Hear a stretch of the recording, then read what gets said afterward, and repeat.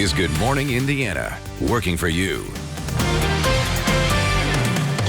It's 5 o'clock here on your Wednesday. Good morning to you. I'm Lauren Casey. Here's what's making headlines on this July 15th. With the new school year only weeks away, teachers are concerned there aren't enough guidelines in place to return to the classroom during the pandemic. The measures they want the state and school districts to take before fall. COVID-19 has impacted how many of us do our jobs, including firefighters, how they're adjusting to the safety changes while handling emergencies. And people in Richmond are calling for a school board member to resign after some say she made racist comments on an online podcast, why the board says they cannot take action. But before we get to those stories, we got to get a check of our forecast on this Wednesday. Todd Clausen is standing by from home right now. Todd, good morning to you. It's going to be a hot one out there.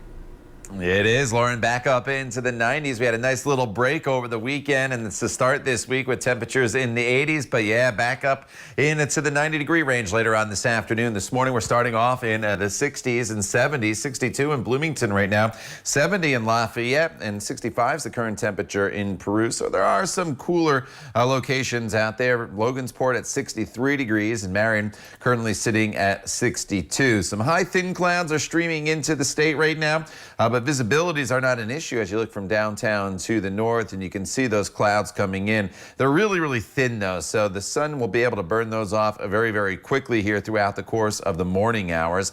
That big cluster of storms off to our west, we will miss that, so that is the good news, but we will have some storm chances coming in here as we get closer to sunset. Until then, we'll have plenty of sunshine, going from mostly sunny to partly cloudy. And that high temperature, Lauren, tops off today at 92 degrees. All right, Todd, thank you so much. We want to take a look at traffic as you're heading out the door this morning. We're still monitoring a crash cleanup on I-65. This is a view near County Line Road. You see the flashing lights on the right side of your screen. Traffic moving northbound and southbound is still traveling about up to speed this morning, so shouldn't slow you down too much for your commute. Just stay to the right, and we will continue to monitor this scene and keep you updated. At 5:02, schools are already releasing their reopening plans. As we reported earlier this week, the Washington Township School District announced that it is postponing returning to the classroom, but many other schools plan to open with students inside the buildings. Families across central Indiana have many questions about how schools plan to keep their kids safe. And so this morning, our Kelsey Anderson joins us live this morning with details on what the state is doing to protect both teachers and students. Kelsey, good morning. Hey, good morning, Lauren. So it's being said by both state and local health officials that it is safe for students and teachers to get back in the classroom in just a few weeks. But that comes with concerns from the Indiana State Teachers Association, which represents educators across the state. They say many are worried what will happen if they go back. Some of the questions families and educators have are, how long does someone have to quarantine after a possible exposure? If masks are required 100% of the time, who gets notified of a positive case and what's that process look like? And are all the decisions being left to local districts? The CDC guidance says that schools may have to close for a period of 2 to 5 days, but this isn't written in stone. It really depends on how well you have been able to cohort your students in your school system.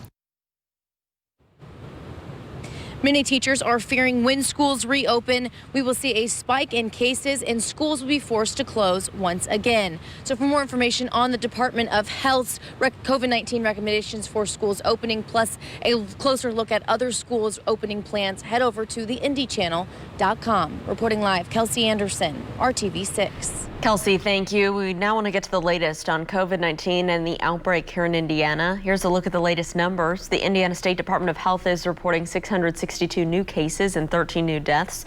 More than 52,600 total cases have been confirmed so far. 2,582 Hoosiers have died from the virus. More than 578,000 people have been tested for the virus so far. For those coming in contact with COVID-19 patients, possibly before people are even diagnosed, safety precautions are key. And our Alyssa Donovan found out what the Carmel Fire Department is doing to be prepared when they respond to calls. As we deal with daily changes with COVID-19, first responders with Carmel Fire Department are doing everything they can to keep themselves and you safe. This is the new normal for firefighter and EMT Matt DeRiker. Putting on protective pants, a protective jacket, an N95 mask, and glasses before every run. And when they arrive to the call, if they come out and they have symptoms that are typical of a COVID patient, then we're only sending 2 people in as opposed to what we usually did when it was 6. After they return to the station, they spray down themselves and their equipment with disinfectant. We pretty much spray the entire inside of the bus, and then we take the sheets off and we spray the entire cot down, and we wipe off all of our electronic. These are some of the many steps the Carmel Fire Department is taking to keep their crews and you safe. Did a really good job of just focusing on what we're going to need first and then for the long haul. The department stocked up on PPE like N95 masks, gowns, paper masks, disinfectant, and hand sanitizer. They're also doing a temperature check anytime someone enters the building. Well, I feel safer. And each firefighter is getting tested weekly for COVID. You know, the first couple weeks was a little strange having them tickle the back of your head. A test that is not only for their safety, but for those they're serving in the community. We're not just going on COVID patients, we're not just going on fires, we're going into the homes of the people that are very sickest. So if we can find out early and often that somebody is possibly positive and then keep them out of that equation until they're safe to go into it, it's going to help keep the citizens safer. Fire officials are keeping an eye on trends with the virus to determine if any changes will need to be made to the protocols. But for now, this is the new normal for crews working in Carmel. I'm Alyssa Donovan, RTV6. Alyssa, thank you. The time is 5:06. Masks are mandatory here in Marion County, but they're also being used as art. This is a new installation on Indy's east side, which also offers free masks to anyone who needs them.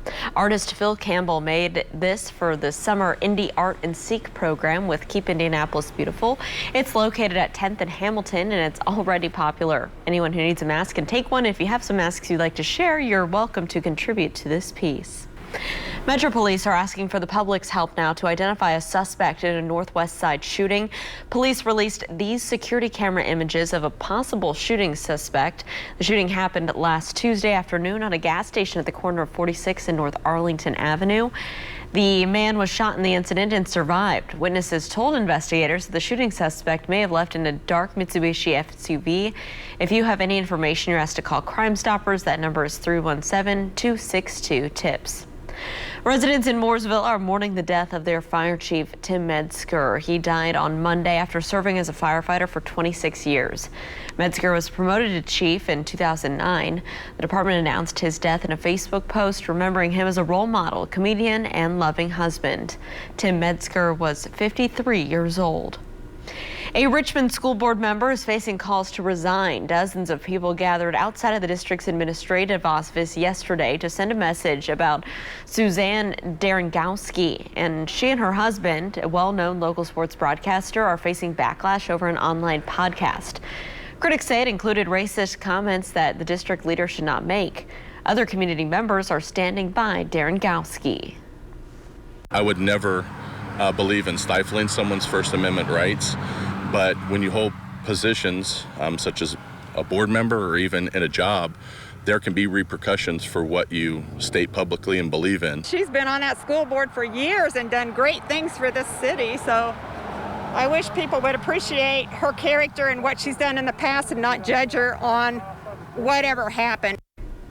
The school board president tells RTV6 the board does not have the power to force her to resign, but he says members are listening to their concerns. Derengowski released a statement on behalf of herself and her husband. She says they did not mean to cause harm, and they'll work to deepen their understanding of racial injustice in America. It is 5:08. We are now 16 weeks away from the general election, and the Marion County Clerk's office says that voters can expect a better in-person voting experience than what they saw in the primary. Russell Hollis says they're still finalizing plans for November, but they're taking what they learned from June's primary to offer more in-person polling places and early voting to cut down on the long lines. Ideally, we'll have voting for the full 28-day period, which is the normal early voting period. And we'll have satellite voting locations for roughly 2 weeks or so. The number of in-person voting places has not been decided yet, but Hollis tells RTV6 it will be more than what it was offering Marion County for the primary election. Hollis also encourages people who may feel more comfortable voting by mail to get an absentee ballot. Now, a reminder that today's the last day to file your federal taxes. The deadline is already pushed back due to the coronavirus pandemic. If you still need more time, taxpayers can request an extension to October 15th, but you still need to submit an extension form by today. It is 5:10. Let's toss things over to Todd for a look at our Wednesday forecast. Hey, TK. Yeah, Lauren, good morning to you. Good morning, everybody. We're starting off today a little bit warmer than we have the past couple days, but still fairly comfortable here across the area with temperatures in the 60s and 70s this morning and low humidity. And we'll see our temperatures this morning warm pretty quickly once the sun comes up, about 68 degrees by the 8 o'clock hour and then easily into the 70s by the 9 o'clock hour. Now, some clouds showing up on the satellite picture. These are just some high, thin clouds, though. And when the sun comes up, we should be able to burn those off. So we're expecting mostly sunny skies to start, but then eventually we'll see the clouds start to make their way back into the area ahead of a weak little front that's heading our way late tonight. Highs today will be topping off around 90 degrees for most locations. And as far as the rain chances today, you see they're 60%, but they're late. And that means by late, I'm talking after sunset. So until then, we are in good shape. We'll talk more about these rain chances in the coming days coming up in just a few minutes. Lauren? All right, Todd, thank you. Health officials are warning fall and winter will continue to be difficult as COVID-19 cases continue to surge. But there is progress being made on a vaccine. Coming up, the next steps being taken to prevent the spread. And for the fourth day, crews continue to battle a fire on a Navy warship. What investigators are now saying about how that blaze started. It's 5:11. Stay with us. We'll be back.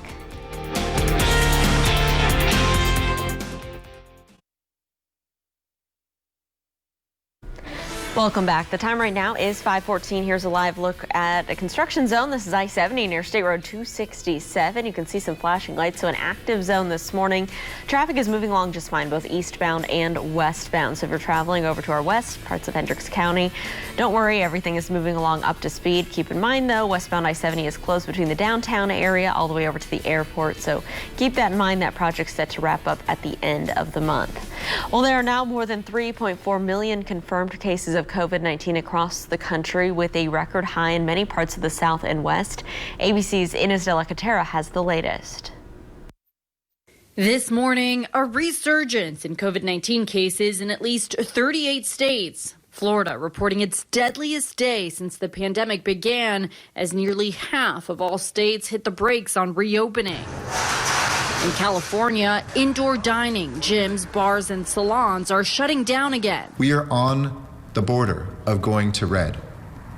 It is up to all of us to make sure that we don't. In Texas, hospitals are running out of ICU beds, along with antiviral drugs and staff. Governor Greg Abbott still refusing to enforce new lockdowns. And that is, until there are medications to slow the spread of the coronavirus, there's only one thing that can slow the spread, and that is by people adopting the use of wearing a face guard of some sort. And in Jackson, Mississippi, the state's only level 1 trauma hospital in the state starting to refuse or transfer patients. We are full. The vacancy light is off. On the vaccine front, Moderna says volunteers who received shots of the vaccine it's working on developed antibodies with no serious side effects. They're now preparing to try out the vaccine on 30,000 people. Dr. Anthony Fauci admitting it may be a while before life will get back to normal. I hope that time will be reasonably soon.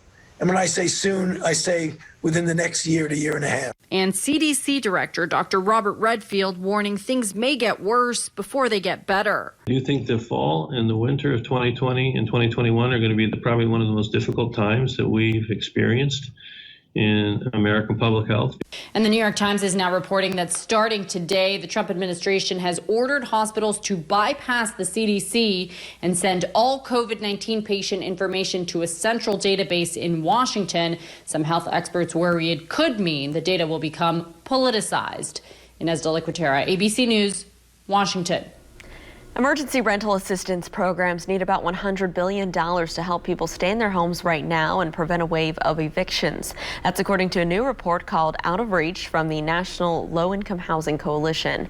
But the long-term housing crisis in the U.S. isn't just because of COVID. Before the pandemic, 3 out of 4 people who qualified for housing assistance didn't get it. There are several pieces of legislation in the works to address this issue. The U.S.-Canada border is now expected to be closed at least through August 21st due to the pandemic. According to members of the Canadian government, the restrictions will be extended in the coming weeks. They will also include increased enforcement and surveillance along the border. It had been closed to all non-essential traffic since March. Canadian Prime Minister Justin Trudeau is expected to formally announce that decision later this week. Mexico announced their border with the U.S. will also be closed through August. Fire continues to burn this morning on the USS Bonhomme Richard after the blaze started Sunday out in San Diego. The fire officials there say that as of last night, 80% of that fire has been contained. Defense officials report that the fire did cause some serious damage to the Navy ship and say its future in service is uncertain right now. Investigators believe the fire started where Marine Corps vehicles were stored. 61 people have been treated for injuries that are connected to that fire. All have since been released. Back here at home, we want to get a check of our forecast. Todd, what can we expect as we are halfway through our work week? Yeah, the 90s returns to the forecast today, Lauren. In many locations, we had a nice little reprieve from the heat and humidity of last week over the past 5 days or so with highs in the 80s. But today, most of us should get back at least to 90 degrees. Storms return later on this evening, and then another long stretch of 90-degree temperatures will be heading our way. I think we can get there today. Tomorrow, we probably don't make it to 90 degrees due to some additional cloud cover. But then starting on Friday through the weekend, I think the 90s are back. And unfortunately, it looks like they're going to stick around for a little while. Temperatures this morning, not bad. We're in the 60s and 70s across the area. The lone 70 now is in Lafayette, 69 in Indy, 62 in Bloomington, 64 in Greenfield. We had some 50s yesterday. I don't think that'll be the case this morning. And as we work our way throughout the day today, you'll notice the humidity will come up just a smidge across the area. It's not terrible today, but it's higher than what it has been. So I do think you'll notice it at least. And then as we continue into the afternoon hours, by 4 p.m., that's when our high temperature should get up to about 90 to 92 degrees for our afternoon high, with increasing clouds later on this evening. Now, there's a little bit of cloud cover out there right now. That's some high thin cloud cover that'll burn off pretty quickly once the sun comes up. But a pretty good complex of storms here off to our west. Most of this action that is here stretching from Wichita over into portions of northern Missouri. This is going to dive down to the south, but there is a front that is off to our west, and that's what's going to bring us some rain chances as we work our way into the evening hours. So this afternoon, if you have plans, you are just fine. It's just going to be all about the heat. And then as we work our way into the afternoon hours, you'll start to notice the clouds. Then by this evening, some rain showers are starting to come in. You notice as I pushed a button on the map and sent our time frame forward, the storms weaken just a little bit, but there is the potential tomorrow morning of some pretty heavy rainfall and an isolated stronger storm to across the area for the morning commute if you do have to commute. And then by 9 o'clock, most of the heaviest of the rain should be off to the east. As far as the severe threat goes, you notice it's greater off to our west where the front will be during the peak heating of the day. As it makes its way into Indiana, there's a marginal risk for the western half of the state. No risk out right now for the eastern portion of the state. Again, that's because the storms will be weakening as they make their way through the area. Temperatures tomorrow run a little bit cooler due to more in the way of cloud cover and scattered showers and storms that'll be around. But look at the forecast going forward. Friday, 91, and then we're into the low to mid 90s as we work our way through next week with the daily chance of those pop-up storms and the heat and humidity. And it's not out of the question, heat index values over the weekend and into Monday and Tuesday, Lauren, could be over 100 degrees. All right, Todd, thank you so much. Let's take a look right now at traffic as you're heading out on the roads. This is I-65 and I-70 at the South Split. Keep in mind that we do have that closure of westbound lanes of I-70 between the South Split all the way over to the west side. That's set to wrap up July 28th. Of course, we'll keep you updated. Everything else, though, traveling up to speed through the downtown area at this early hour. We do have a reminder to Starbucks lovers. Masks will be required at all stores starting today. The coffee company sent out an email to customers yesterday saying that wearing face coverings is, quote, one of the simplest and most effective things we can do to take care of one another. Starbucks is also saying that baristas will be required to wear masks and to undergo temperature checks. The stores will continue to limit the number of customers who are allowed inside. Burger King is addressing climate change by lowering its contribution to methane gas and raising awareness with an interesting social media campaign about cow farts. When cows fart and burp and splatter, well, it ain't no laughing matter. They're never know. The song performed by Mason Ramsey was posted to the chain's Twitter yesterday. It explains how fewer cow emissions can lower the methane gas in the environment and how Burger King is now feeding their cows lemongrass to cut it down by 33% each day. Restaurants in some cities will be eating new lemon grass-fed beef Whoppers starting this week. Some people are losing it, I think. All right, nursing homes in the UK gave their residents the star treatment during the lockdown.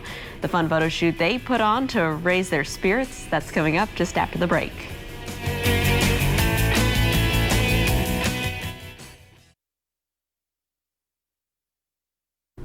An elderly care facility is spending a lockdown turning residents into rock stars. To keep their spirits high during the pandemic, the UK nursing home helped residents recreate iconic album covers. They got to be stars from Adele to David Bowie and Elvis Presley. Members even joined in with a Queen cover. Their pictures have since gone viral, giving the residents some social media stardom. The organizer said the important part was just to get the group to enjoy that experience. Pretty creative. I like those. All right, Todd, as people are heading out the door on this Wednesday, what can they expect this morning? You know, it's a decent morning for us once again across the area, Lauren. It's a little bit warmer than it has been the past few mornings, but the humidity is still low, and the skies are dealing with mainly clear areas and a little bit of high, thin cloud cover in spots. But as we work our way throughout the course of the morning, you'll notice the temperatures will start to climb up into the 70s pretty quickly by 9 a.m., and then eventually highs today will end up in the 90s later on this afternoon for many of us. It's going to be the low 90s, and the humidity comes up a bit. We'll dive into the forecast in more detail for you coming up when Good Morning Indiana continues. The time now is 5:27.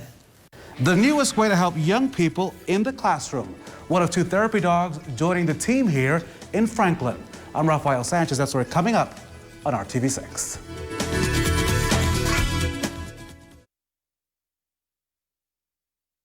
This is Good Morning Indiana, working for you. As schools announce plans for students to return to the classroom, parents and teachers have questions about the plan to keep everyone safe. Now at 5:30, we're getting some answers to some of those concerns. And Lauren, the pandemic has changed the way that many of us do our jobs, especially for first responders. This morning, we're taking a look at new safety protocols firefighters must follow when responding to all of those emergencies. And here at 5:31, I want to thank you for joining our team on Good Morning Indiana. It is Wednesday morning. I'm Lauren Casey. Rafael Sanchez joining us now from his home studio down in Johnson County. Good morning to you.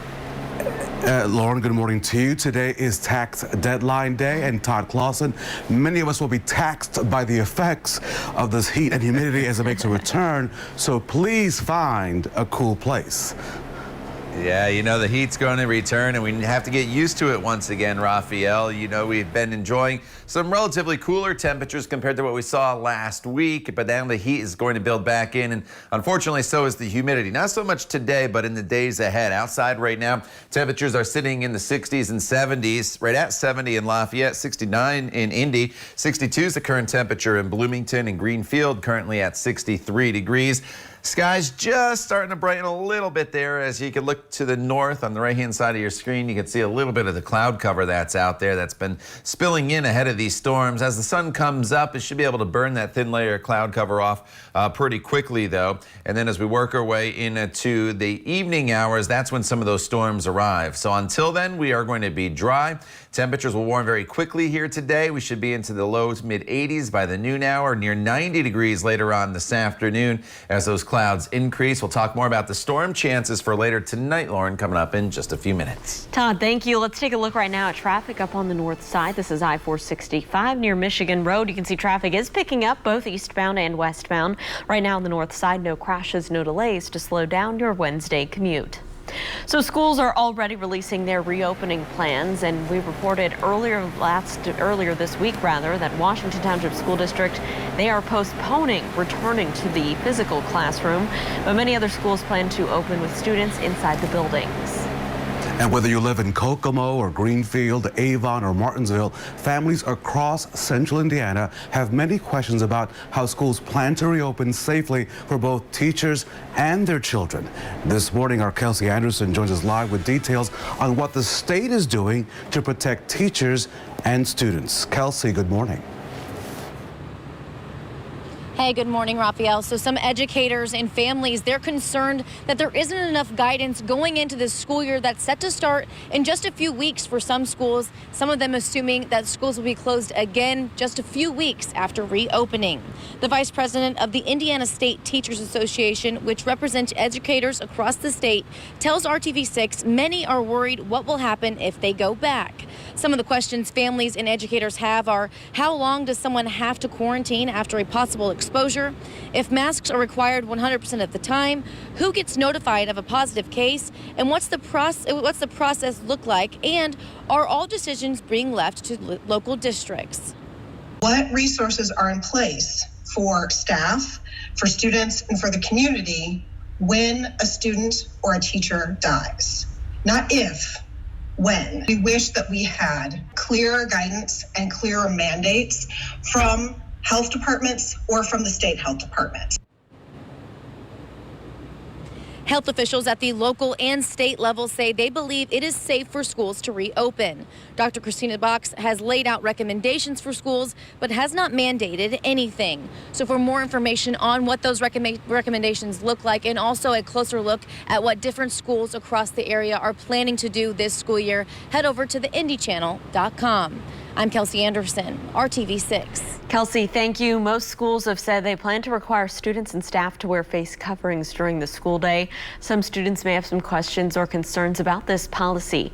Dr. Christina Connolly with the National Association of School Psychologists says it's important to have those talks. So just try to make sure you're educating your kids about best practices, and you're talking to them about if someone isn't, maybe why that's occurring, to help them to understand, to try to eliminate anxiety that may exist. Dr. Connolly says younger kids will need reassurance and transparency about what school will look like and what's expected of them. COVID-19 is a major health concern in our state. Here's the latest look at the numbers and how they impact Indiana. The State Department of Health reporting 662 new cases of COVID-19 on Tuesday. Now, since the pandemic began, 52,685 Hoosiers have been diagnosed with the coronavirus. The Department of Health also confirms 13 new COVID-19 deaths. That report came out on Tuesday as well. The state death toll stands at 2,582. More than 578,000 people have been tested for the virus in our state. 9.1% of those tests came back positive for COVID-19. Well, for those coming in contact with COVID-19 patients, possibly before people are even diagnosed, safety precautions are key. Our Alyssa Donovan found out what the Carmel Fire Department is doing to be prepared when they're responding to calls. As we deal with daily changes with COVID-19, first responders with Carmel Fire Department are doing everything they can to keep themselves and you safe. This is the new normal for firefighter and EMT Matt DeRiker. Putting on protective pants, a protective jacket, an N95 mask, and glasses before every run. After they return to the station, they spray down themselves and their equipment with disinfectant. These are some of the many steps the Carmel Fire Department is taking to keep their crews and you safe. The department stocked up on PPE like N95 masks, gowns, paper masks, disinfectant, and hand sanitizer. They're also doing a temperature check anytime someone enters the building. And each firefighter is getting tested weekly for COVID. A test that is not only for their safety, but for those they're serving in the community. We're not just going on COVID patients, we're not just going on fires, we're going into the homes of the people that are very sickest. So if we can find out early and often that somebody is possibly positive and then keep them out of that equation until they're safe to go into it, it's going to help keep the citizens safer. Fire officials are keeping an eye on trends with the virus to determine if any changes will need to be made to the protocols. But for now, this is the new normal for crews working in Carmel. I'm Alyssa Donovan, RTV6. Today, investigators are expected to release more information about that shooting in Brownsburg that left 2 people dead. Now, this happened in a residential area on Grant Street, not far from the downtown area there in the town of Brownsburg. Police say they found 2 males dead in the street on Tuesday, this around 1 in the afternoon. No arrests have been made in this case, but officials say the community is not in danger. Any individual that was involved in this incident or tied to this incident is known, identified. There is absolutely no threat to the community whatsoever at this time. We are hopeful to be able to release information tomorrow in regards to the identity of the deceased individuals and possibly additional details surrounding the incident itself. Again, we're expecting an update later today. We'll have the latest on our website, theindchannel.com, as well as the RTV6 app. Lauren? Raphael, the man at the center of that viral video from Lake Monroe, was responding to claims that he instigated the viral incident. Mox Booker has spoken out several times saying that men in this video pinned him down and threatened to lynch him. An attorney for the couple seen here in the video said Booker punched one of the men multiple times and the group was restraining him. Booker's attorney denies that claim. She released this statement saying in part, quote, "Mr. Booker did not instigate this encounter. He did not provoke anyone to hold him against his will. He did not yell or shout or lose his temper. You cannot provoke racism," end quote. To read the full statement and find the latest on that investigation, just head to our website, theindchannel.com. Lauren, the city of Indianapolis will be increasing the number of police patrols on the downtown Canal walk. Now, this all in part to improve safety in that area, as well as a response following 2 fatal shootings in recent weeks. IMPD says it will add 2 off-duty overnight shifts on the Canal from 10:30 at night until 5 in the morning. The shifts will include a combination of bike and foot patrols and will pay special attention to the Canal play space and the Walnut Street Bridge. The plan also will include improving lighting in that area. IMPD recommends people to not walk along the canal late at night or during early morning hours. Well, families can now enjoy a little extra pool time at Indy Parks. The department announced expanded hours. Only 5 city pools are open this summer due to the pandemic: Bethel, Douglas, Perry, Riverside, and Willard. The hours are now 10 to 12:30, 9:30 to 4, and 5 to 7 Tuesday through Sunday. And the pool may be a great place to be this week, Todd, because those temperatures are warming up.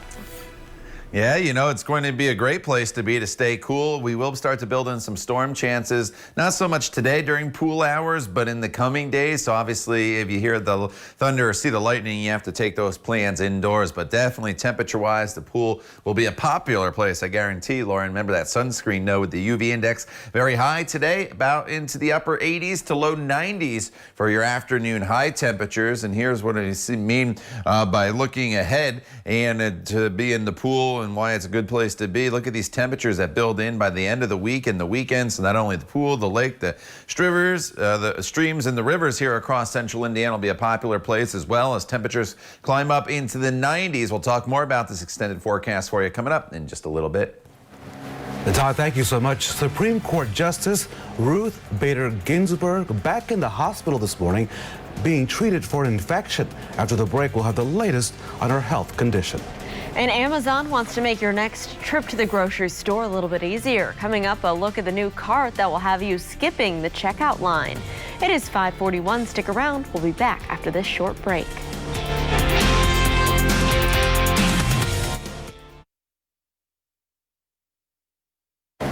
Welcome back to Good Morning Indiana. On this Wednesday, dozens of people arrested outside the home of Kentucky's Attorney General Daniel Cameron.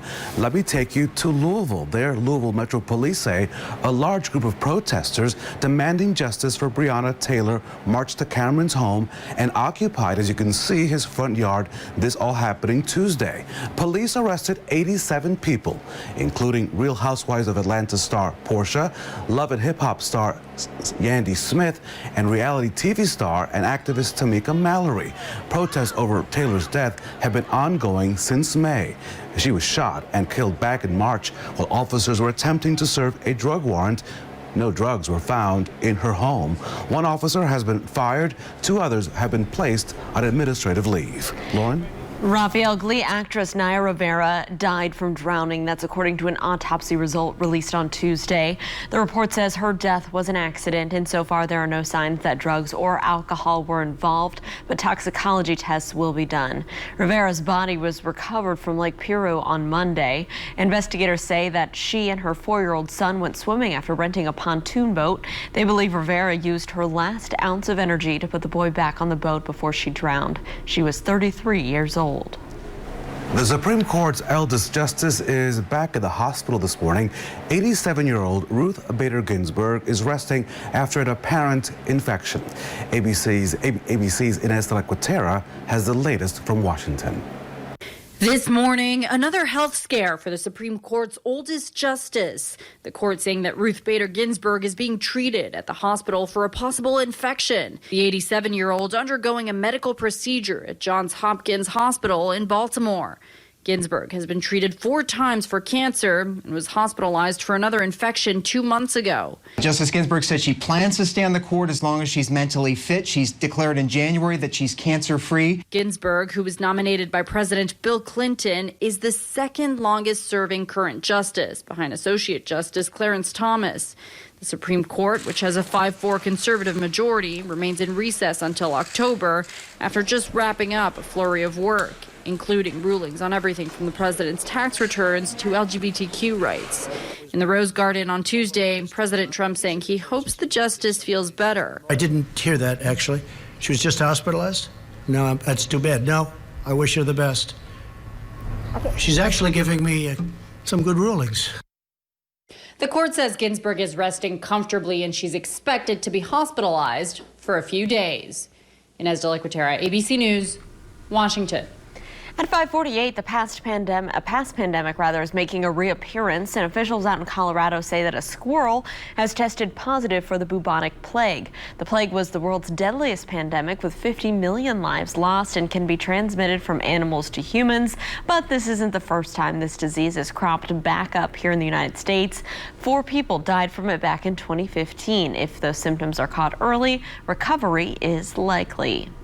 Let's get a check of our forecast for our Wednesday. Todd, what can we expect?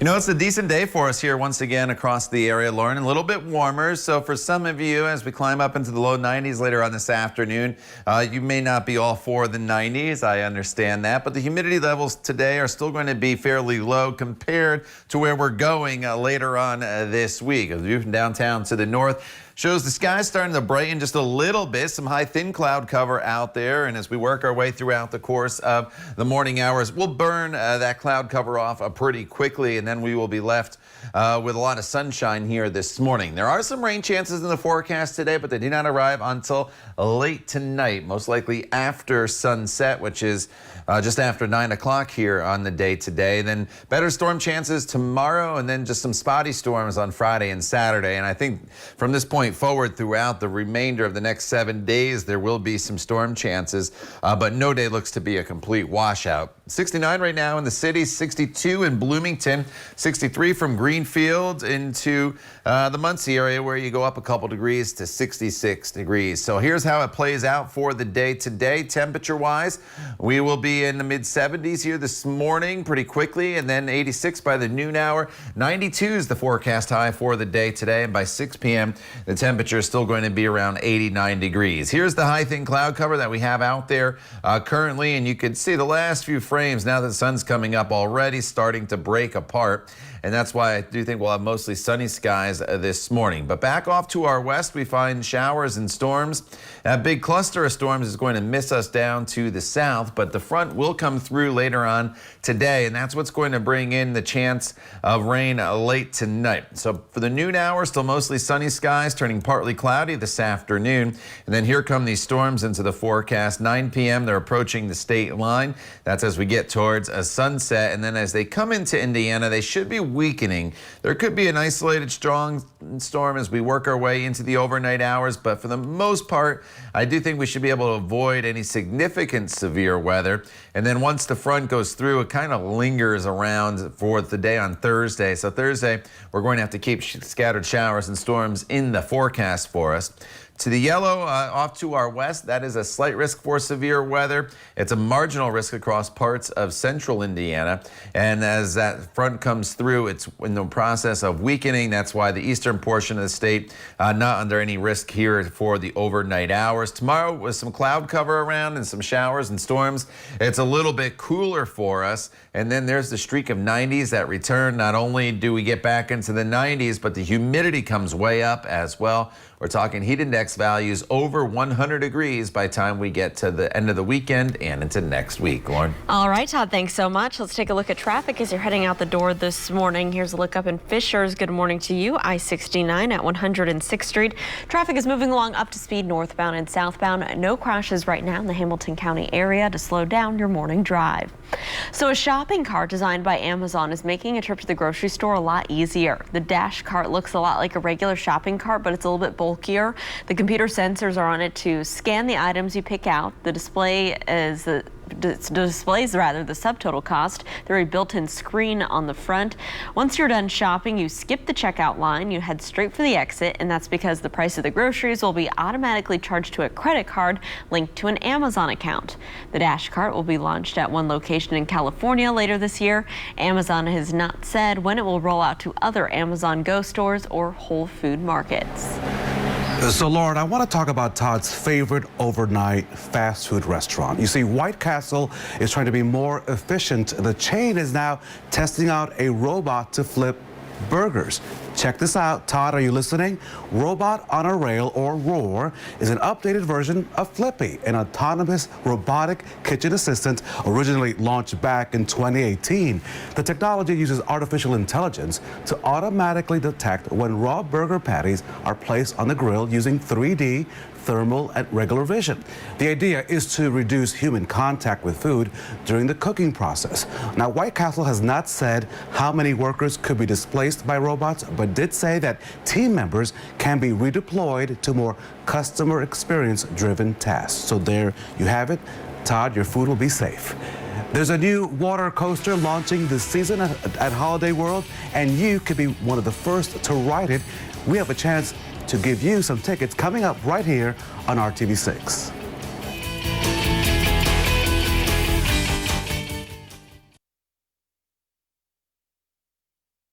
Welcome back. It is 5:56. Raphael, it's going to be a hot one out there today. Oof. So we are hoping you got your air conditioning fixed. I think I hear a fan on though. No. Yeah. Yes. No good. No good. Todd, the forecast. What's happening today?